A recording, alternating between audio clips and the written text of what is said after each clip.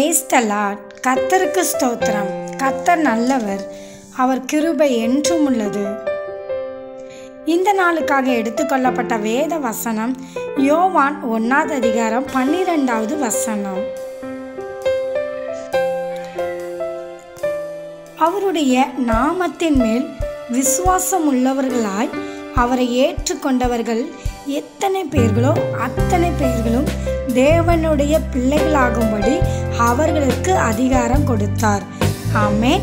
இதை பார்த்து கொண்டிருக்கிற பிரியமான சகோதர சகோதரிகளே, நாம் எப்படி இயேசு கிறிஸ்துக்கு சொந்த பிள்ளைகளாக மாறுகிறோம்? இயேசு கிறிஸ்து என்னும் நாமத்தை நாம் விசுவாசித்து அவரை நாம் சொந்த இரட்சகராக ஏற்றுக்கொள்ளும் போது நாம் அவருடைய பிள்ளைகளாகும்படி கர்த்தர் நமக்கு அதிகாரம் கொடுத்திருக்கிறார். அப்போ நாம் எப்படி அவருடைய பிள்ளைகளாக மாறுகிறோம்? இயேசு கிறிஸ்து நாமத்தை விசுவாசித்து அவரை சொந்த இரட்சகராக ஏற்றுக்கொள்ளும் போது நாம் அவருடைய பிள்ளைகளாகிறோம். ஆமென். இதை பார்க்கிற நீங்கள் யாராவது இயேசு கிறிஸ்து பிள்ளைகளாக மாறணும் என்று நினைக்கிறீர்களா? ஒன்றும் இல்லை. இயேசு கிறிஸ்துவே நீங்கள் விசுவாசித்து அவர்தான் உண்மையான தெய்வம் என்று ஏற்றுக்கொண்டாலே போதும், அவருடைய பிள்ளைகளாக நீங்கள் மாறிடலாம். ஆமென். தேவன் தாமே உங்களை ஆசீர்வதிப்பாராக.